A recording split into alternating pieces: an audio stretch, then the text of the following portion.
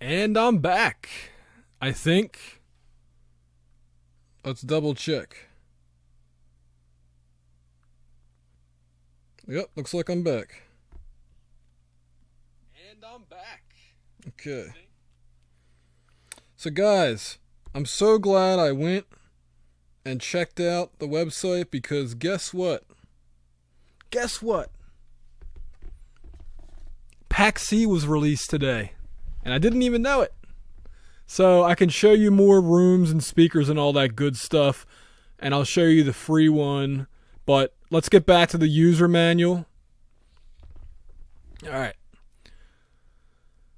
Specifically, Sienna allows even the cheapest models of headphones to sound largely better when used in tandem with our software. So much so that some of them may eventually rival models costing hundreds of dollars or more. That's a pretty bold statement. This means everyone can mix reliably and enjoyably without spending heaps of money on monitors, treated rooms, which we recreate faithfully inside our software, or high-end mastering headphones. On release, Sienna Volume A will include over 130 headphone emulations from the world's most famous brands that we carefully measured and profiled.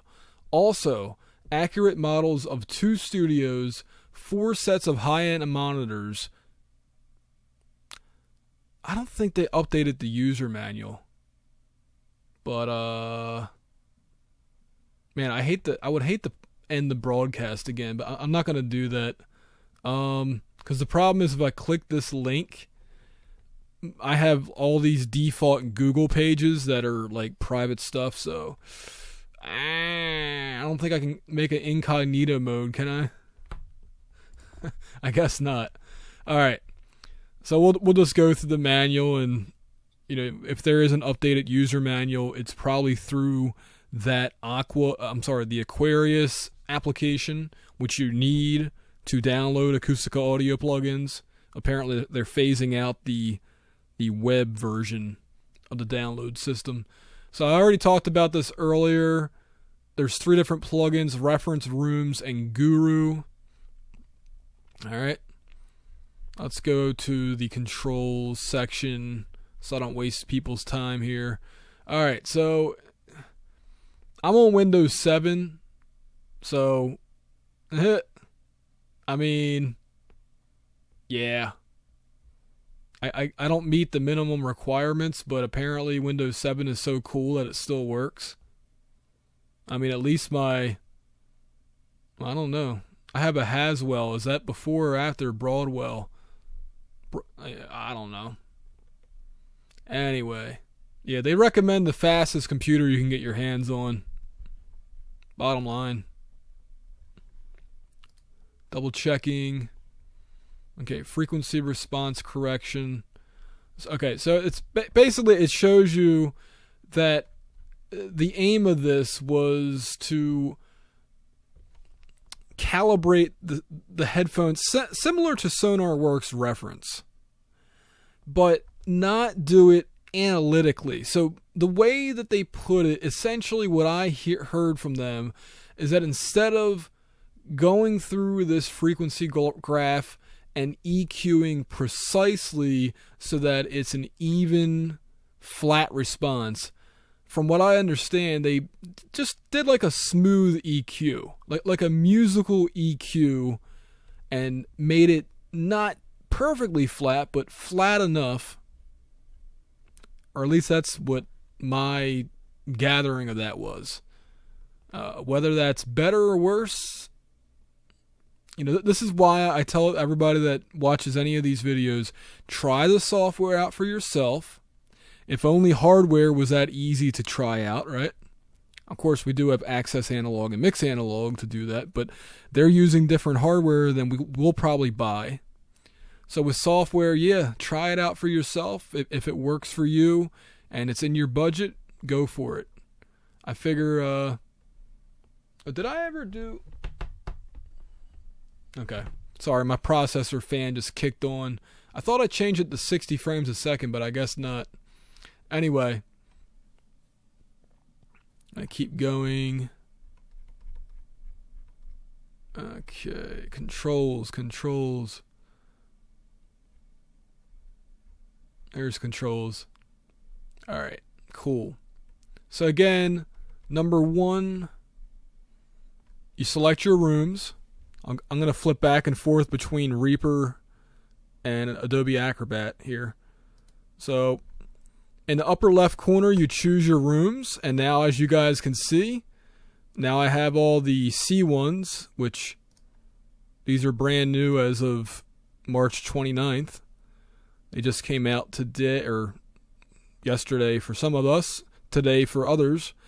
And yeah, so they have all these different speaker types. I'm definitely going to be buying this. This is the trial version. I'll probably buy this after I get off the broadcast. Alright, let's see the cars that they have. Oh, they only have one? They only have one car? Come on, man. Alright. Here's the audiophile rooms. Tablet. Looks like an iPad. Here's a smartphone in an anechoic chamber. I think that's how you pronounce that. Laptop in an anechoic chamber. Cool. Hi-fi. That's a boombox. There's a really expensive boombox. And there's a boombox with the speakers out wider. Oh. Hold on. Radio. See, I don't like how I have to constantly click the menu and then go down. I wish I could just click it and then press the mouse. I'm sorry, the keyboard up and down arrow. There's a legit boombox. Nice. Okay, so the hi-fis are actually not boomboxes. They're well, that one. What is it, like a Bose system maybe? I don't know. Desktop. Oh, cool. TV. This is cool. All right, sorry guys. I'm just checking them all out now that it's released. This is the first time I've seen that. Okay, there's a Bose speaker. Cool. By the way, I did order a new graphics card, but apparently they're not going to send it for like a long time. So what I may just do is drop my old GTX 1070 in and put another power supply in the computer. That's better than the old one that I bought. Well, hopefully it's better. It's double the price of the old one. Anyway, let's go back. All right, so there's the room menu. Lots of options. Oops. Both of those icons are red, so I just clicked it. Alright, so rooms. You guys just saw that. Let's see. Note. This is why I read user manuals, by the way, because you always learn something. In many cases, it is possible to choose between different types of speakers for each room. In order to identify the selected speakers, there are LEDs on each of them. Power lights on each of them in the main image of the plugin. They will light up in correspondence to the selected model. Indeed they do. For more information about the emulations contained in Volume A, refer to the appendix. And again, I really hope that with these new versions, with these new volumes, that they updated the user manual. I haven't checked that yet, but I will after I get out the broadcast, and I'll leave a comment below. Okay, next up we have the presets. Now these are the ones that are built in to the plugin. All right, so that you have to click this little arrow right here, and then you have a bunch of different configurations which help. I like to flip through these. If you find one that you like, the way this works is, let's say I want to click on mix focus. All right. Why didn't that work? Uh-oh. That's not good. That's not good. There's a bug in the software. Maybe it's because I'm not playing. Nope. Oh wait, yeah, that may have did it actually. Sometimes if you don't hit play with these VST3 plugins, then they do not update.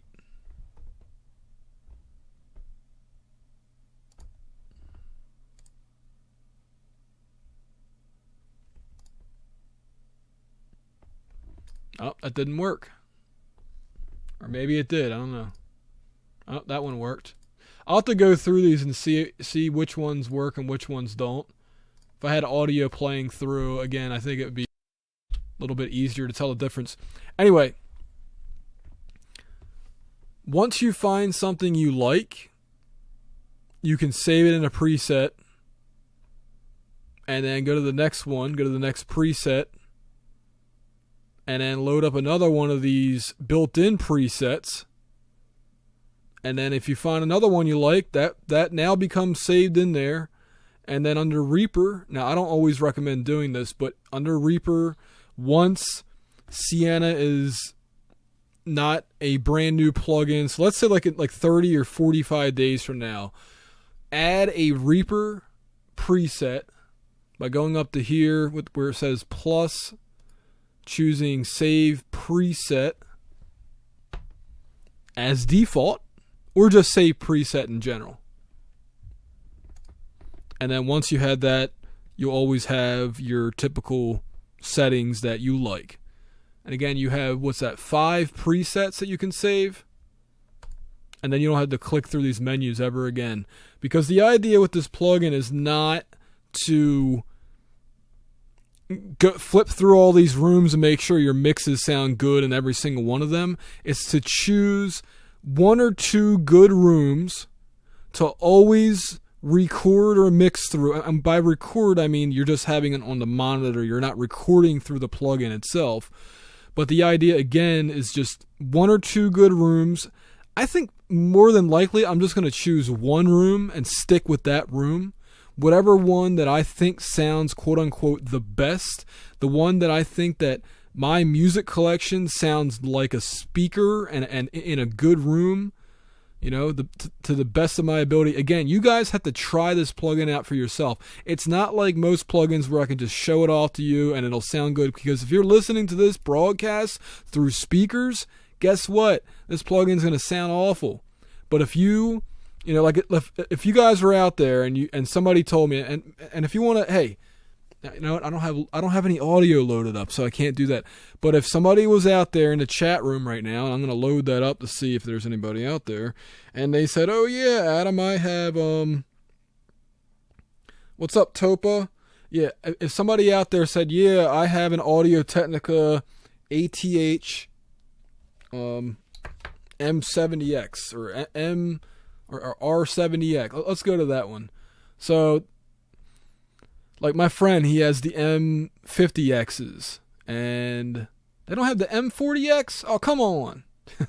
But seriously, so the R70, we also have a bunch of Sennheiser headphones. These are the ones that I usually recommend because I think the 650 is quite analytical. They also had the Slate Digital ones. That's pretty cool, right? So if you have VSX, then you could check out Sienna, and if you like it better, then your investment in the headphones wasn't for naught. And Western Electric, they still make headphones? Wow. I think Studio B actually had these plugins. I put in a request for direct sound. What are they called? The 29s, but those are drummer headphones. So, yeah, they have a bunch of different ones. I think they even have, they have Apple, right? Yeah, the AirPods, all those. So, I mean, they have so many different headphones that more than likely you have a pair that is supported. And if it's not, they still have requests up that I put in another request for Philips SHP 9500s along with the 9600s, but I don't see them support it yet. So hopefully sometime in the future. But yeah, good times. Let's go back to the user manual. So we've been through those. See, this is the easy stuff, all right? These are the ones that are just like other plugins. What I want to know is what else, what are these controls under Guru, not the Rooms plugin, but under Guru. What are these? All right, what do all these controls down here mean once you hit the Guru button?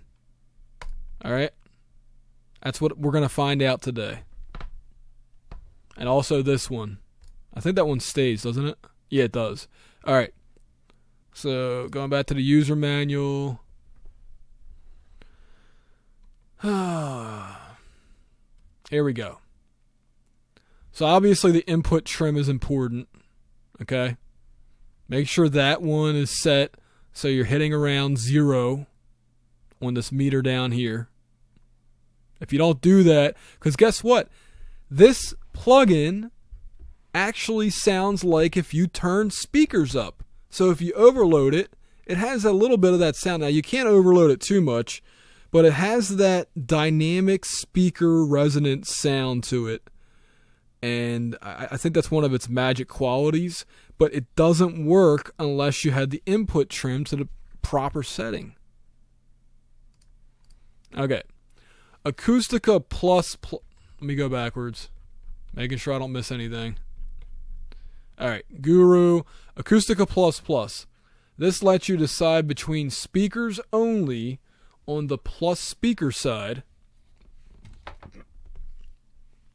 or a more binaural response. All right. So there. Okay. So it's this one right here, and basically, from what I understand, we all have a different set of ears. Our bodies are different. So if this doesn't sound exactly like you think the room should sound, mess around with this, because it'll essentially adjust the distance between your ears virtually. This is what I understand about this. Or wait a minute, is this this actually might be the room one? There's one that does that. Hold on. Well, binaural.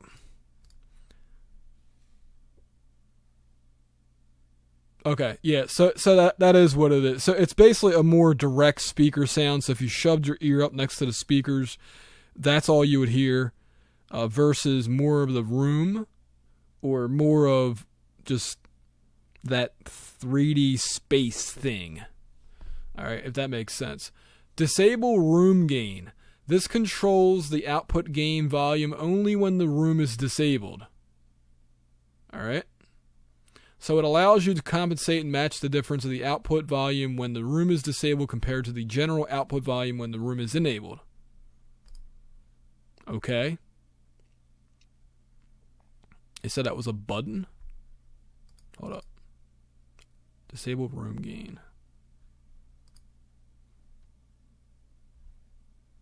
I'm going to have to double check on that one. Again, guys, we're learning together. I don't want to say anything that may not be true. Output gain volume only when the room is disabled. Let's think about this for a second. So it allows you to compensate and match the difference of the output volume when the room is disabled. Oh, okay. Got it. So you set this, if you're pressing this disable room button a lot, and to your ears the volume doesn't sound the same, then you should use this knob to adjust that difference. That makes sense now. All right. Depth plus plus. This increases the side gain at the end of the chain. The effect is a greater stereophonic effect. All right, that's the 3D effect I was talking about earlier. So that's this knob right here.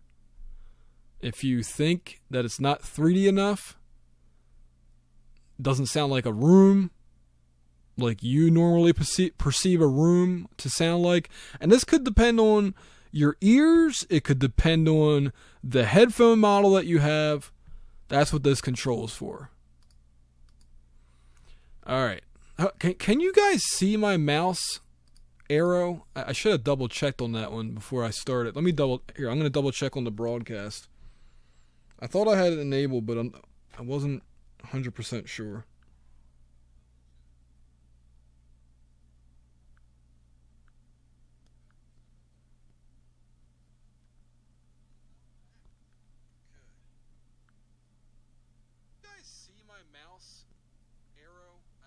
Yes, okay, the mouse arrow is visible. Oh boy, let's see if there's anybody. If you guys have a question, then yeah. I might be able to answer it, but we are learning together, as I said before. Width. This varies the speaker's angle in degrees. From 30 degrees to almost 60 degrees. Oh. Interesting.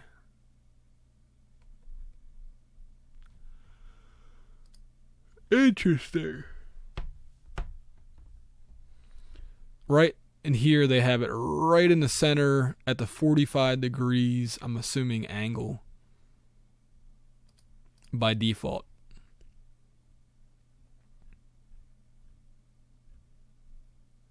That is halfway between 30 and 60, right? Or is that? Yeah, that would be 45. All right. Pan plus plus. Rotate to the left for classic panning, or to the right for a three-dimensional effect where both ears hear both the left and right speakers, thus creating an ever-increasing leakage of each channel into the other. Okay, I get it. So basically, when you're in a real room, all right, when you're in a real room with real speakers, you don't just hear the left speaker in your right ear, and you don't just hear the left speaker in your left ear and nothing in your right ear. No, if you turn off your right speaker, you can hear the left speaker in your right ear, maybe not exactly the same, but it's in there. It's in there. So that's cool. So this adds that effect in there. I like that. So for some reason, if you want one channel to bleed into the other, let's find the pan plus plus button. Down here in the right corner. If you don't like the leakage, adjust that. Okay, number 14, perfection. This controls the amount of the original speaker response as originally sampled on the left. What? Versus the linear. Oh, I'm sorry. That's the control. Okay, so the original speaker versus the linearized speaker emulation. What? Hold up.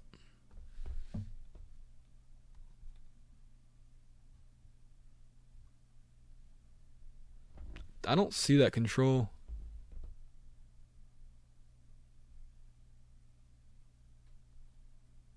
Okay, oh, it's the slider up here. Okay, so perfection. So all the way to the right, it's linear. I guess that they're talking about with the headphone model. I don't know.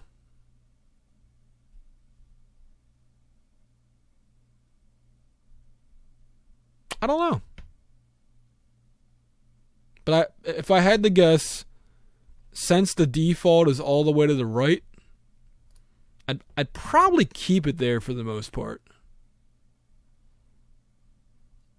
This lets you decide how much room you want to hear compared to the speakers without altering the volume. Focus.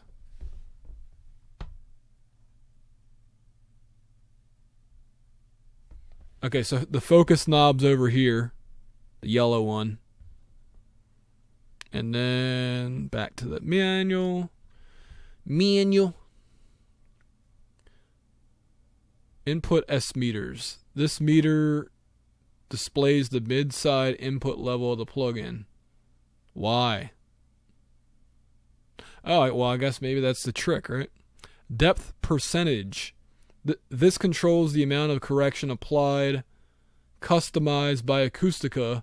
It recreates inside your headphones the same feeling you'd expect when listening on studio monitors. Okay. That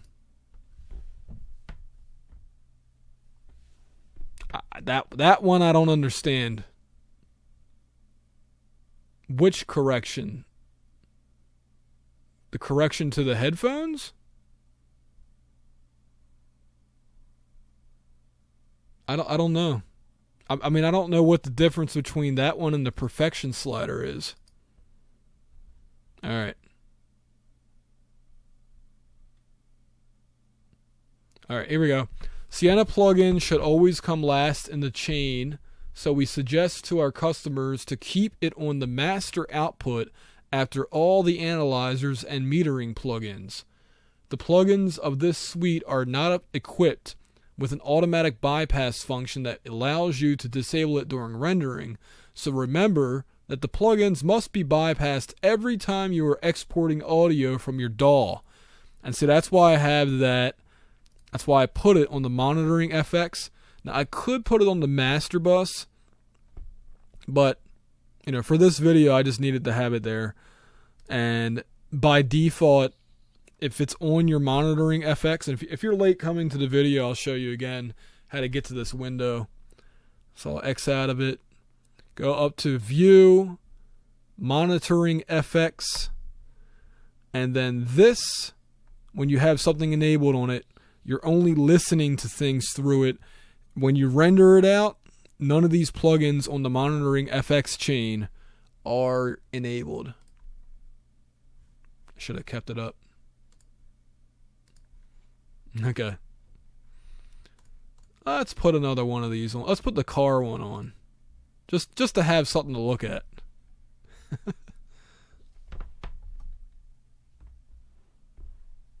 Wonder what kind of car that's supposed to be.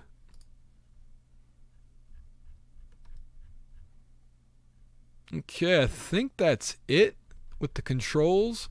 So I think I learned a little bit. Let's go to the rooms control because I believe it's slightly different. There's that, I think the magic cue is in there, isn't it?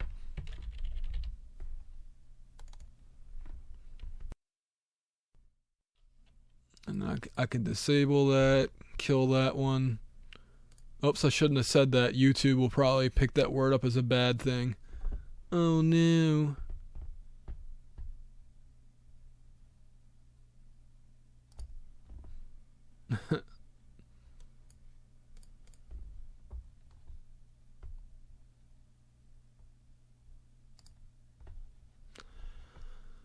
Okay, so again, I like that they provided 3 different plugins because... Oh wait, this one doesn't have the Magic Cue. I think Magic Cue is only in the reference plugin. Hold on.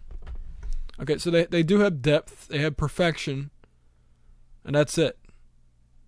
That's cool. Alright, let's go to reference then.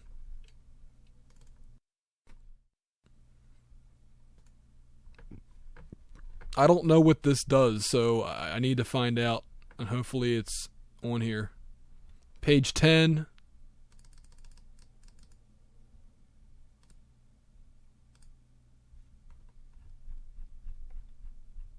Here we go. Alright, Magic Cue. Is this talking about reference? I guess it doesn't matter. Maybe it was supposed to be in reference. I'm sorry, in the rooms plugin, and they just forgot to put it on there. I don't know. Hold on. Let me double check. That's Guru. Here, I'll close Guru out of here. And then...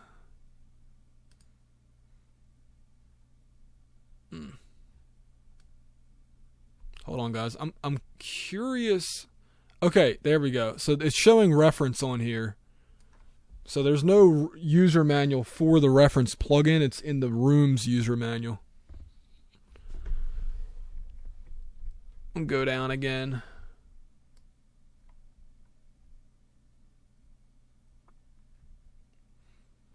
Okay, so they call it user banks, not presets. I'm sorry for calling it the wrong thing earlier.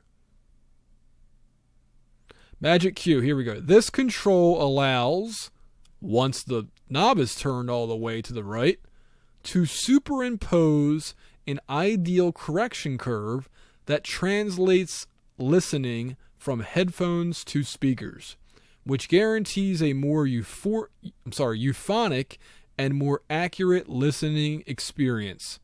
If the knob is turned all the way to the left, the control allows to obtain a more clinical and linearized curve. All right. I don't know if... My guess is Magic Cue combines a few different controls from Guru, just so people don't have to mess with it. That's my guess. It probably adjusts like the depth control and what was the other one?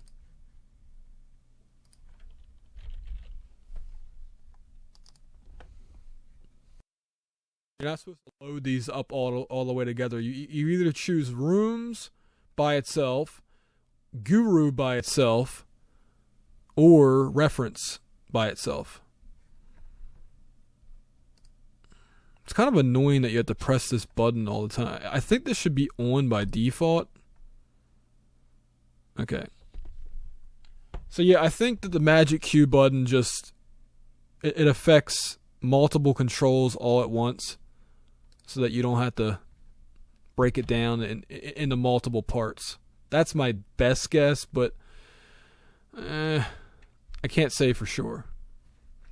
And I think I'm pretty close to ending the broadcast soon, because I don't think that there's anything else to talk about other than go check this out for yourself, guys. AcousticaAudio.com. That's spelled... Let me find it so I can put it on screen.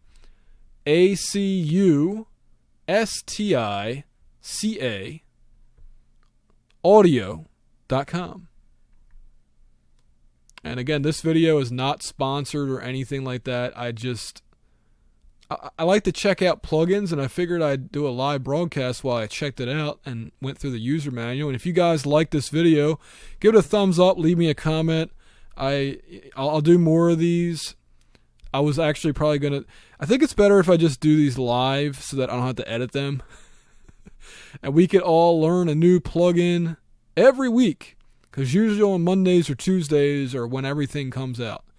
So I'm going to go check out Volume C on my headphones, listening to the same music I did before, checking it out, and if it's worthwhile, if it's better than Audified Mix Checker Pro, then I'll consider buying it. Otherwise, I'll just keep using Mix Checker. But yeah, even if you just buy, I think the problem is you need to buy Pack A,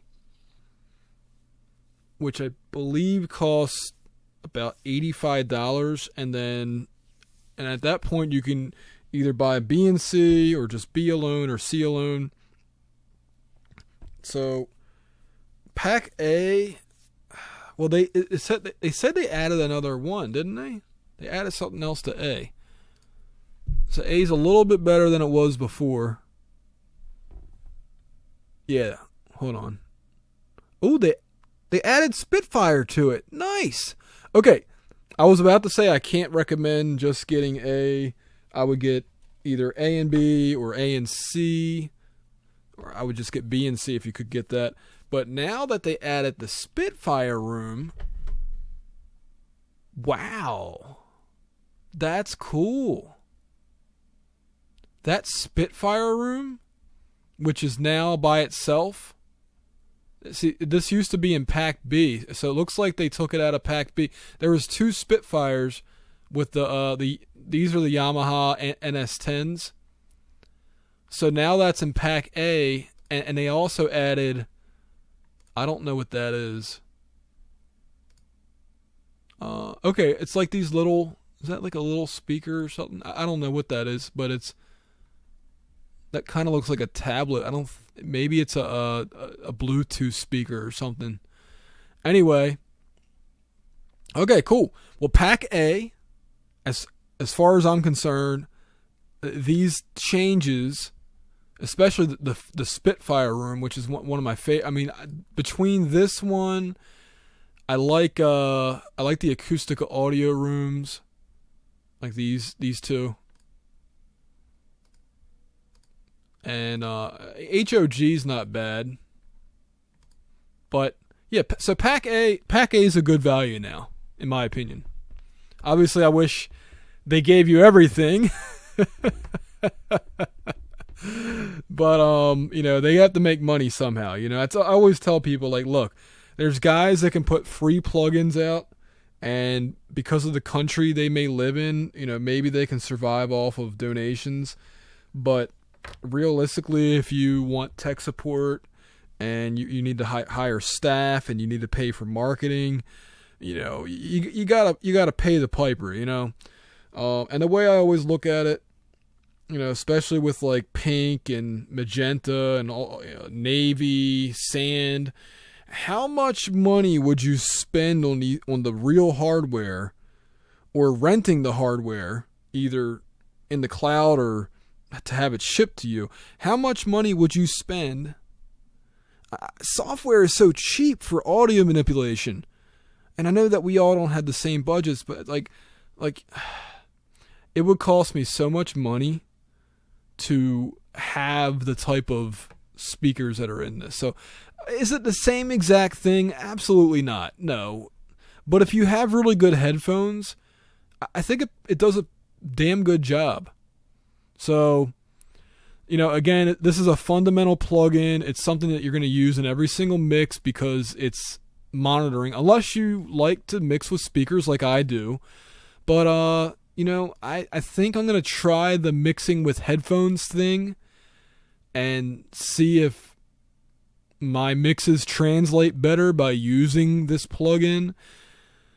And at the very least, I can know that it's all about confidence. It's knowing that you can go anywhere in the world as long as you have the same pair of headphones and the same headphone amplifier and the same digital to analog converters. But DAs are pretty much the same thing these days. Yeah. Did they add anything to the Bs? No, I don't think so. They took away from it, which is okay, because anybody that owns the Bs has to own the As. So I'm okay with that change.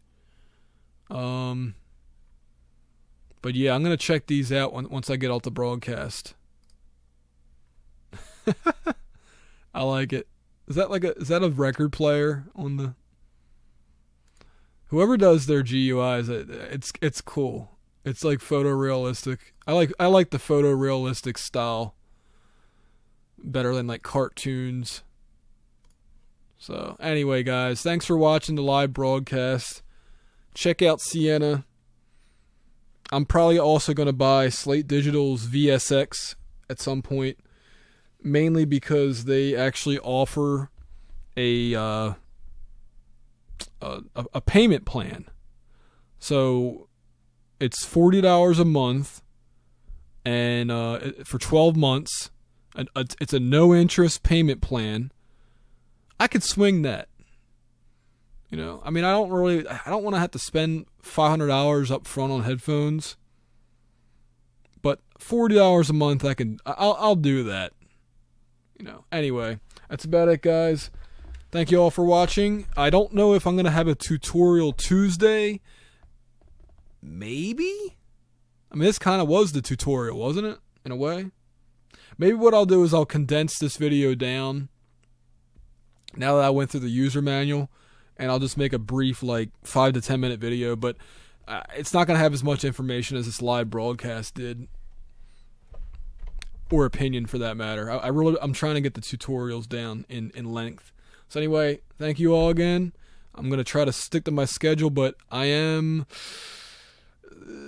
want to say I'm super busy these days, but things change on a moment's notice, and I hate to say it, but YouTube does not pay the bills.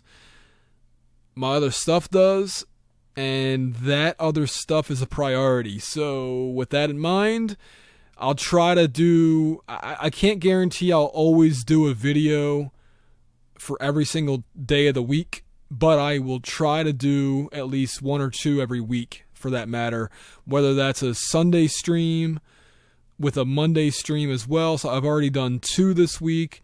I will try to do the Tutorial Tuesday video, and that may be it for me for the week. And there's one other one that I can't remember on the schedule, but yeah. Oh, Feedback Fridays. That's basically what I'm trying to do is Tutorial Tuesday comes out.